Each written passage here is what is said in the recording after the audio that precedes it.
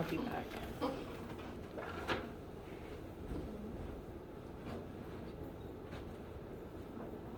All right. Any other random questions or thoughts or concerns before we get started today?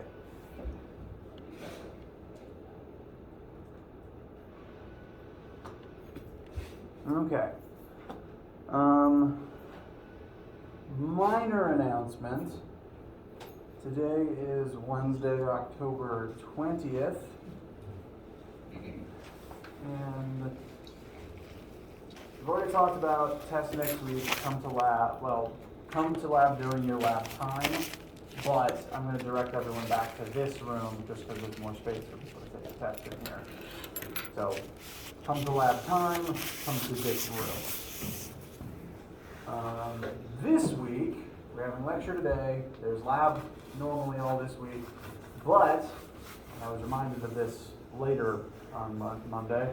Inauguration is Friday, and just to avoid any potential overlaps for everybody, we're just not going to have lecture on Friday, but we will have lab on Friday, because I think all the festivities are just locked in the morning. So, no lectures Friday. That means that today we're going to be wrapping up all of Chapter 5 and just talking at least a little bit about momentum for everybody. But there will be lecture. I keep saying the wrong words. No lecture Friday, but yes, lab Friday. So if you have Friday lab, do come to that as normal. And then next week, Monday would be a great day for Monday in lecture. It'll be a great time for everyone to ask any homework questions that we can keep reviewing together. And then we'll have tests during lab that week. I've been repeating myself about this information a lot, largely because I keep reminding myself of this information, because if I don't remind myself, then it's going to slip my mind and something's not going to get done right. I'm not going to do something right, because my scheduling app is a terrible nightmare.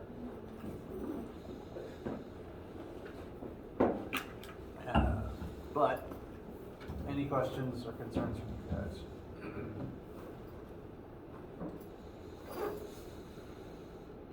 Okay, so to make sure that we have covered absolutely everything that I want you guys to know before the test, today we are going to talk about two things. First is power, and the second is momentum.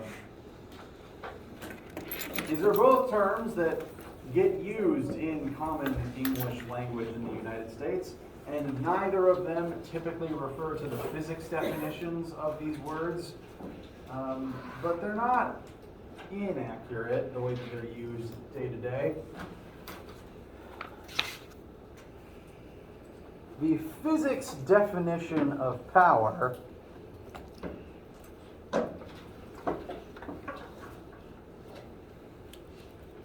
is the rate at which work is done.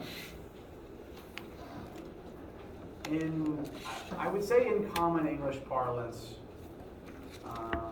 power tends to refer mostly to, electricity or the energy that you get from electricity, or how powerful something is, how mighty something might be. But in terms of physics, it refers to the rate at which work is performed.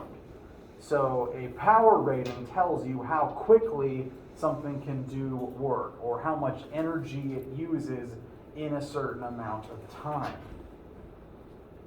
Therefore, the formula of power is work divided by time. It is the rate at which work is performed.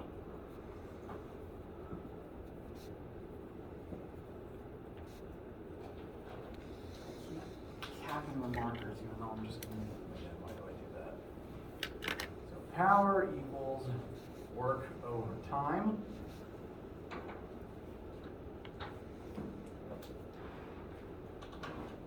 And the unit for power is one you've heard of before. This is unfortunately a place where physics ran out of different letters to use a long time ago.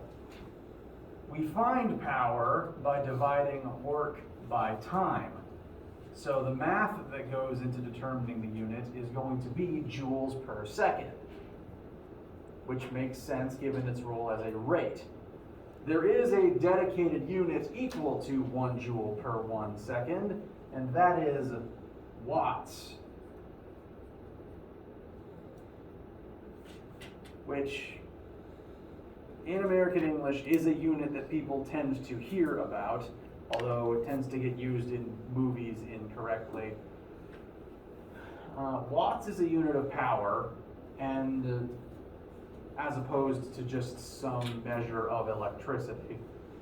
And what's frustrating about this is that the shortened form of watts is a capital W, which is also the letter we use as the shortened form for work.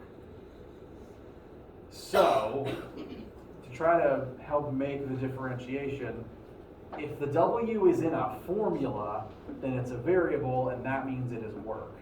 If the W is a unit of measure attached to a number, then it's a unit, and that makes it watts.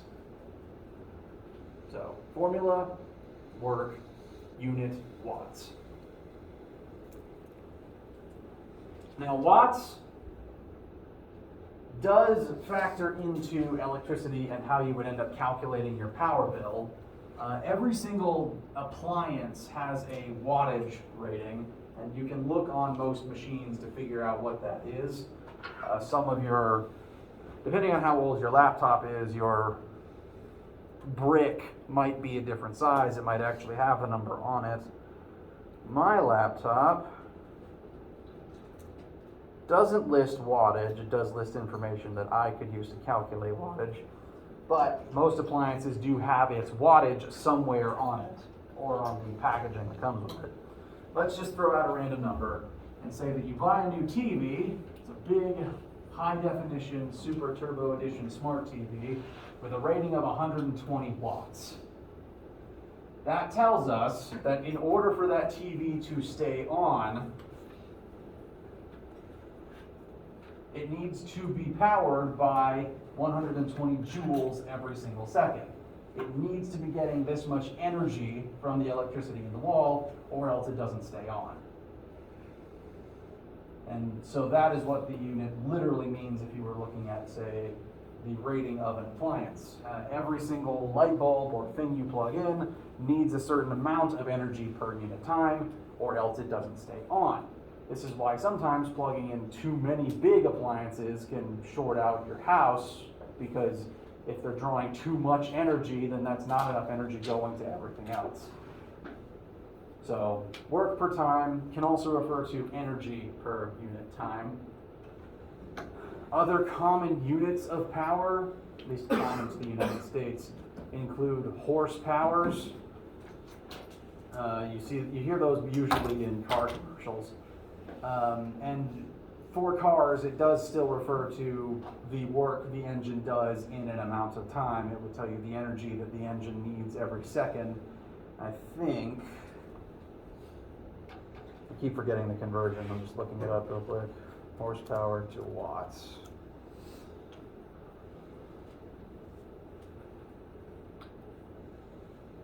One watt equals 745.7 horsepower.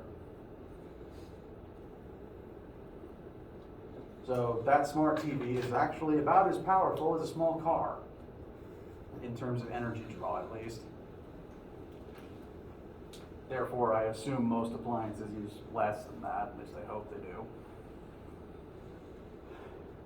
And fun fact about this unit of horsepowers, it's not literally how many horses it would take to replace your car. Like a commercial might go on about, the new Bugatti has 1,000 brake horsepower. That does not mean it can replace 1,000 horses, because this unit of horsepowers wasn't calibrated based on a racehorse. It was calibrated based on a pony that pulls a mine cart. So 1 horsepower is really 1 weak asthmatic pony power. So a bit of a misnomer, but this is the conversion. It will come up from time to time.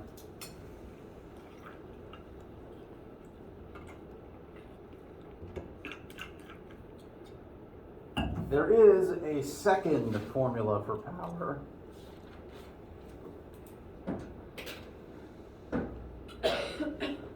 Bless you. Which is force times velocity. For example, if you are pushing something and you are trying to keep it moving at a specific velocity, so you're exerting a force and the object is moving at a velocity, you are using up energy that entire time. And as time is elapsing, the object is moving. So you will use up energy in a certain amount of time, therefore you will be outputting a certain amount of power. And you can find that power with the force times the velocity at which you are pushing. And in reality, these formulas are the exact same, because, I'm going to do this one over here, power equals work over time. But what's the formula for work?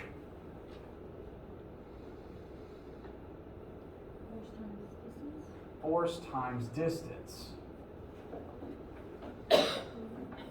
So power could be found with force times distance over time, and distance over time is velocity. So they are literally this formula and power equals force times velocity. They are the same thing. Which one you want to use just kind of depends on what variables you know first. Questions so far? Yes. Will you give us like a formula sheet for the test? Yes. There's the class formula sheet that I've been operating off of for the whole semester. I'm realizing I don't think I ever gave out paper copies of that in order to cut down on physical objects being passed around between humans. I can include one with the test packet. The way that the test is going to physically look is there'll be a sheet on the front where I ask that you write all of your answers so that I can just glance at that, see if your answers are right, and then I'll check your work from there if I need to. Then there will be the actual packet pages that list the questions and give you space to work them, and then at the back I'll have an extra formula sheet so that you will definitely have one, and even if you don't bring your own. Formula sheets are a tool for you to use because I'm not paid to have them memorized, and therefore you shouldn't have to either. And that will include relative constants that you would need to, like gravity, and maybe any other numbers specific to the question will be in that question. Any other questions? Okay.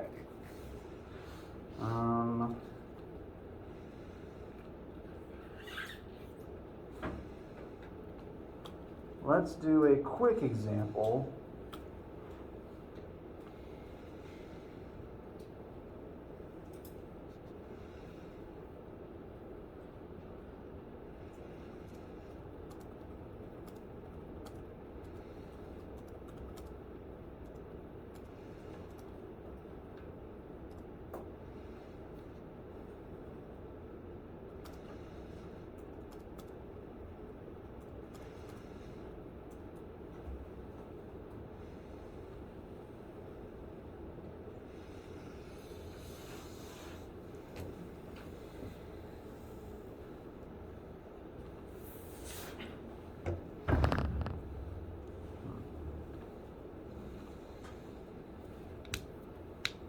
Let us utilize this one, a new formula with two forms, very quickly. We have an electric train that is, you set the train up, you turn it on, and it begins accelerating up to a final velocity. We do know that final velocity, and we know how long it takes the train to get up to that final velocity.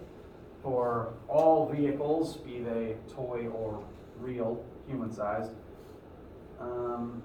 going from 0 to your final speed does take a certain amount of time.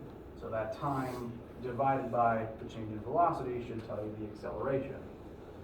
We know the mass of the train, and we want to figure out how powerful this train is.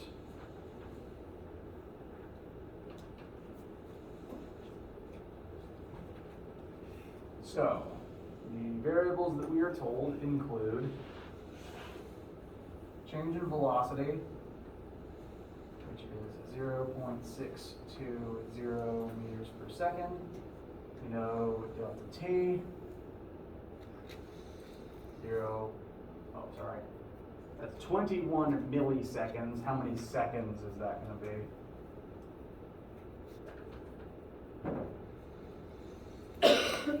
Less.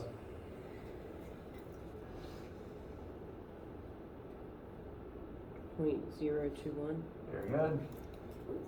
0.021. Almost seconds now. I almost wrote milliseconds again by mistake. And the train's mass is 875 grams. Is grams going to be what we plug into our formula? Therefore, how many kilograms should that be? 0.875 kilograms. And those are all the numbers that the question gives us for now.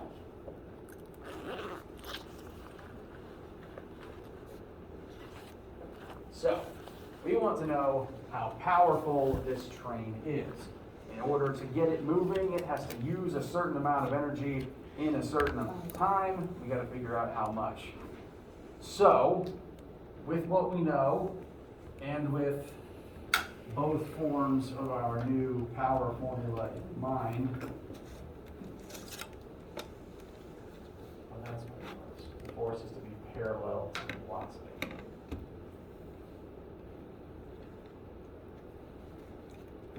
Sorry, me just reminding myself of a few things. With our two formulas for power, will we be able to figure out how powerful this train is?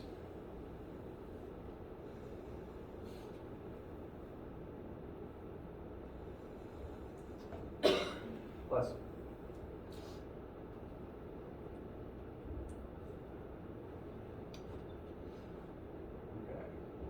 Okay. We have all the information we need, but we are going to need one more formula beyond just the power formula. Because power is equal to either work over time or force times velocity. We do know the change in velocity and we do know the time, but we don't have a number for force or work at this point. So we're going to have to do a little bit of work to get there. I am going to tell you, though, that we can figure out force. We're just going to have to use a couple formulas first. What is force equal to? Mass times acceleration. Very good. And we do know the mass of the object, so we could find force if we can figure out acceleration. What's acceleration equal to?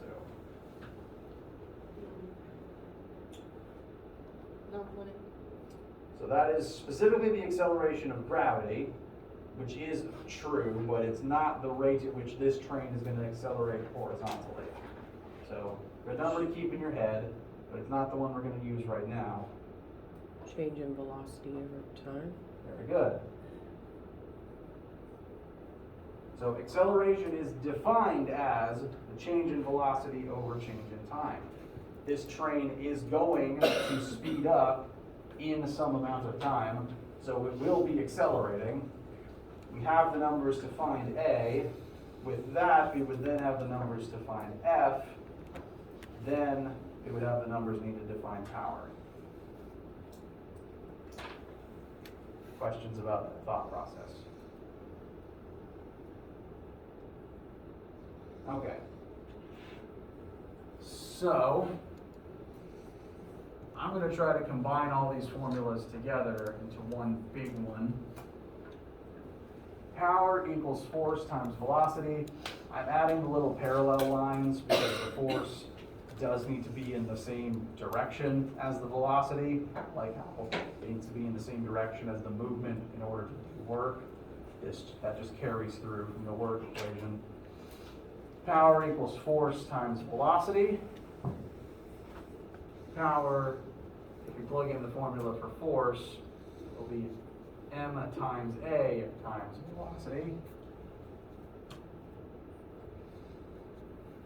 And a is going to be delta v over delta t, and then times v again.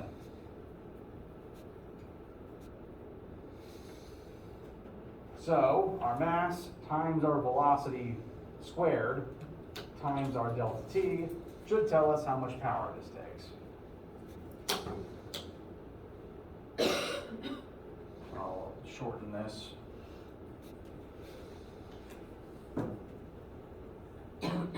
Bless you.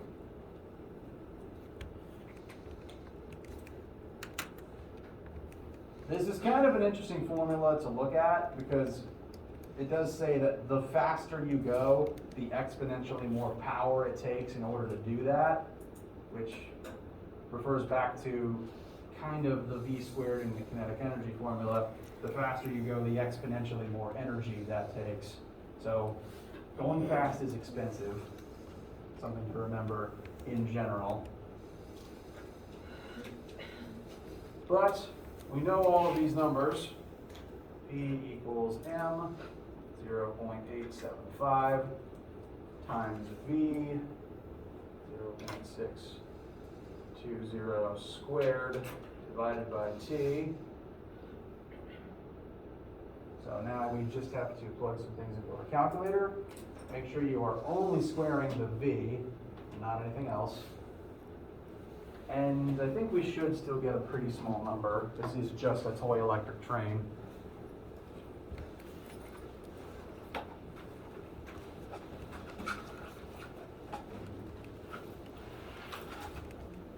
Did I leave my calculator in the lab room yesterday?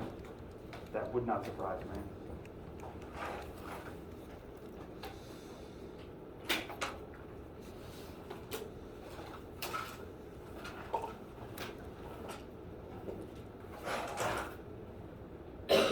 Bless you.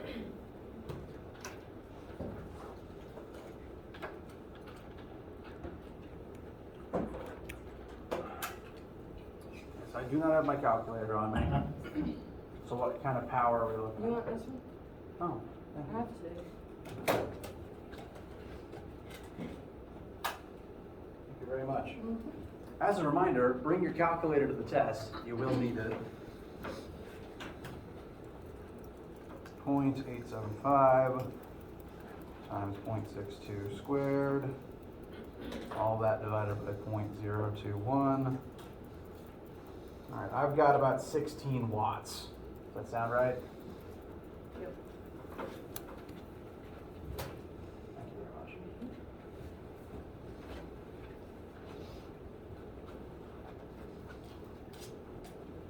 All right, I'll just round that up and cut it up to 16.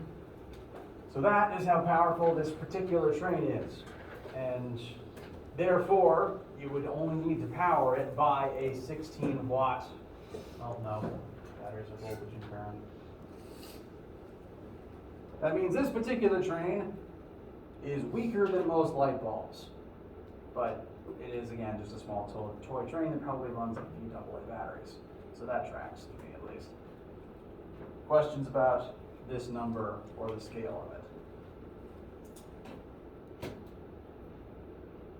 Okay. Additional question, how much energy does this train take if it runs for insert amount of time here?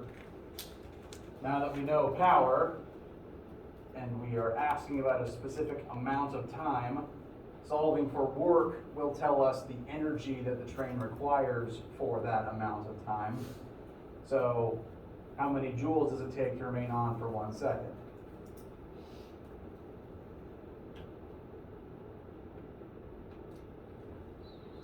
$16.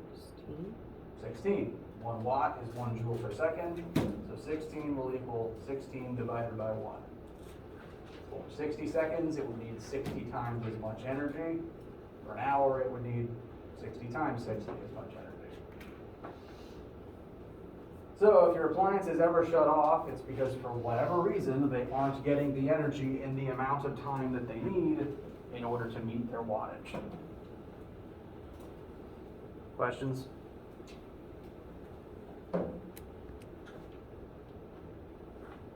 Okay. We'll pause here briefly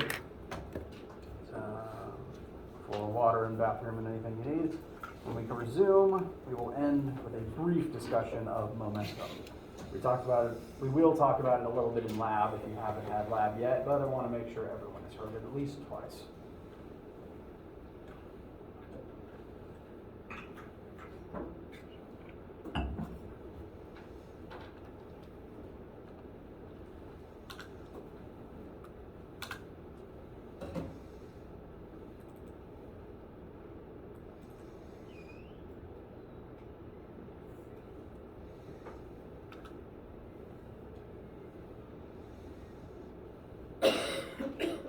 Bless you.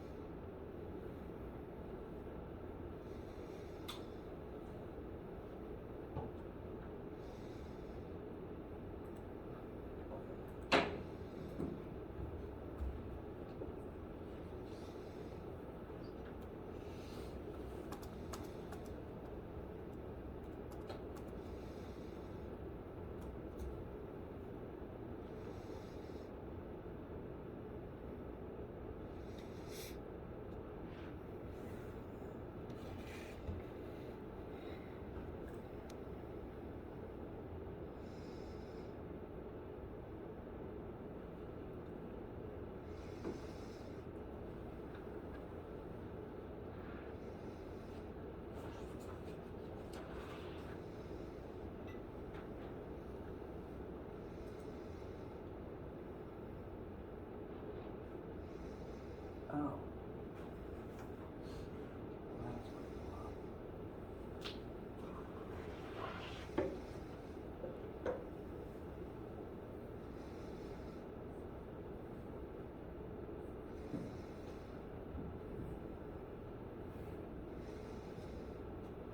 Fun fact, I wrote the horsepower and watts conversion backwards. This one makes a lot more sense. 1 horsepower is many as several hundred watts. Their TV is nowhere near as strong as a horse. My apologies.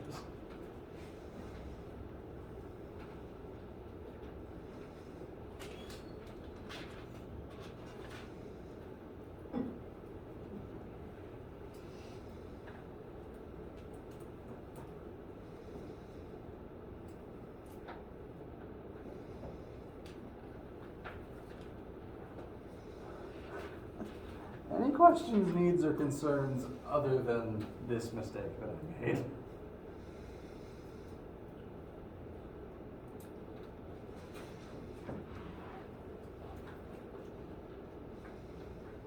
Okay. I have a question. Yes. When did you say that you were gonna release the answer key for this? Right. I will do that today. Because if I don't do it today, then it's not getting done. Let me put that in my notes to self.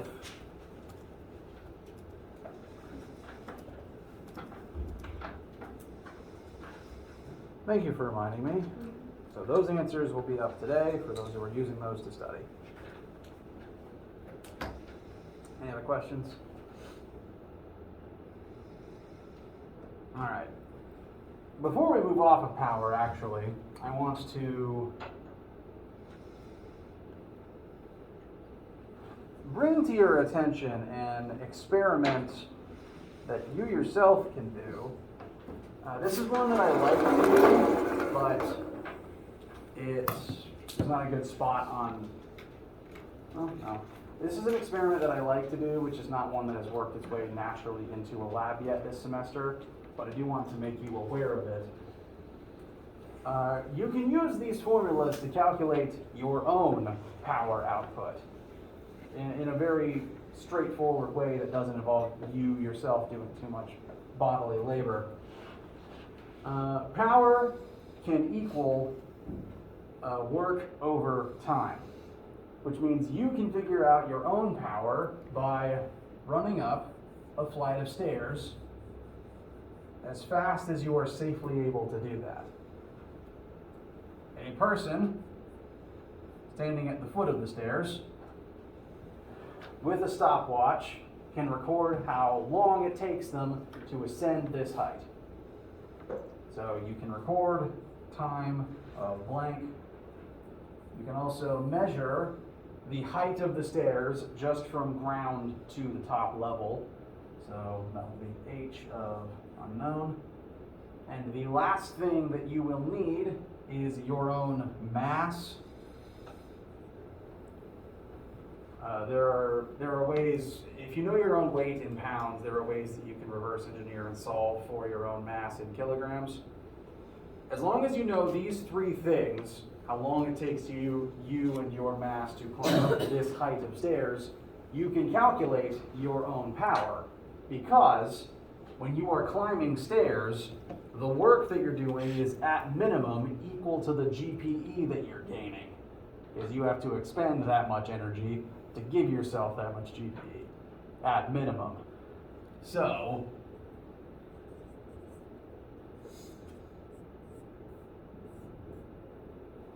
your mass times 9.8 times the height of the stairs divided by the time it takes you to run up those stairs is your power output in watts, which you can then turn into horsepowers if you prefer to figure out how many ponies you are equivalent to. In the past, when I've done this experiment, I tend to average out at being about 1 pony myself.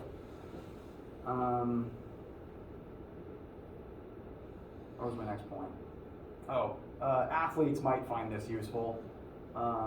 It is worth noting that just because you are fast or slow does not necessarily make you more or less powerful, because this does factor in the time it takes you to lift your own mass. A slower person could still be more powerful because they are lifting more weight in that amount of time. So, possibly useful for, say, athletic training or just your own curiosity. In the past, I've had several students throwing themselves up bleacher stairs to figure out who's the most powerful in the class. Before we break, I do want to show you briefly the concept of momentum. We're going to reference this in lab if you haven't had lab yet. For those who have had lab yet, this is your chance to make sure it's in your notebook. We'll spend much more time with momentum the week of and after the test, but I do want to go ahead and touch on it because it's very, very similar to kinetic energy. And the similarities can be confusing at times. Momentum is, again, one of those terms that is used in everyday American English and is very often not used in terms of the physics definition. Momentum, when an object possesses momentum, it is moving. Mass times velocity equals momentum. And again, physics ran out of letters a long time ago. The variable for momentum, this is not actually a lowercase p, this is a lowercase rho, the Greek letter, which, granted, sometimes I'm going to have to type out p because I don't have a Greek keyboard. The technical difference between lowercase English p and rho is smoother and tends to officially lack the extra little straight piece at the top. So when I'm writing it by hand, I'm going to try to differentiate in that way. It is further differentiated from power by power being a capital P. So momentum, rho, momentum, is equal to mass times velocity. When an object has momentum, it has to be moving, which tends to correspond to how it's used in common American English. We gotta build up momentum, we gotta keep moving, etc., etc. Momentum and kinetic energy kind of work hand in hand because they both, if an object has one, an object will also have the other. Because if it has mass and it has velocity, you can plug those into either formula and find a number for it. So oftentimes when you calculate one, the other could also be calculated. The primary difference between kinetic energy and momentum is that momentum is also a vector, whereas kinetic energy is not. Energy doesn't care what direction you're moving in, whereas momentum does.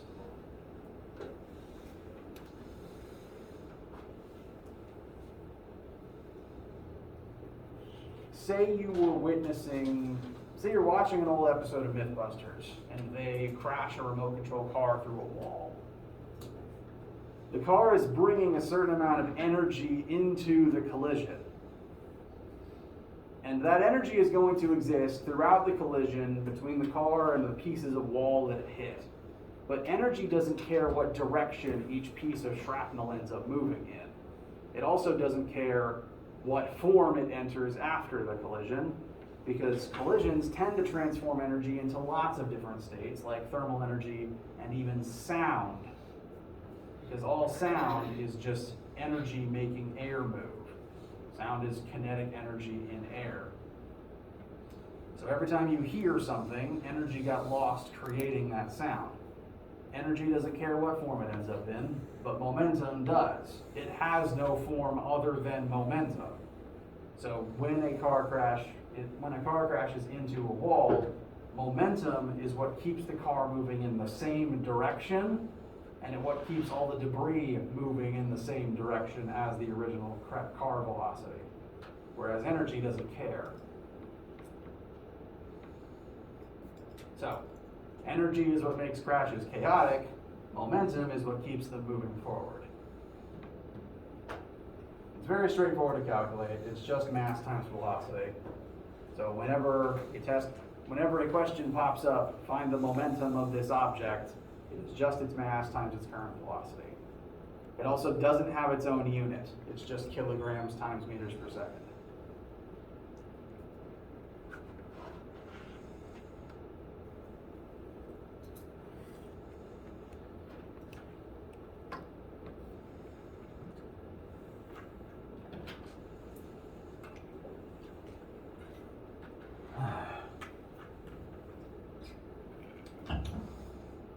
How do you guys feel? Do you have any questions?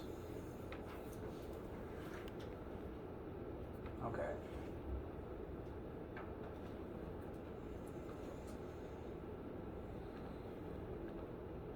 That is the extent of momentum that you would need to know for lab this week and for the test. I'm including this on the test only because we are already able to calculate it because it's involved in lab this week and because it fits organically into a different question item plan. But the extent that you're going to need to do is simply use this formula. So with that said, we have covered everything that we need in order to perform the first test. So it will be on next Monday. We won't meet for lecture on Friday, but I do encourage you to be working on your homework, your test preps, and to let me know how those are going, what questions you have as you're doing those. Monday in lecture, we can spend looking at any test questions that you have. I highly recommend you bring any questions you have on that day. They can be questions about something from this practice questions, questions about a concept, any and all topics, please do. Anytime next week that isn't spent for test review, we will be moving forwards with Chapter 6, further examining momentum. If you have questions about anything, I recommend you stick around and ask them now. If you don't have any, then you're free to go for the day.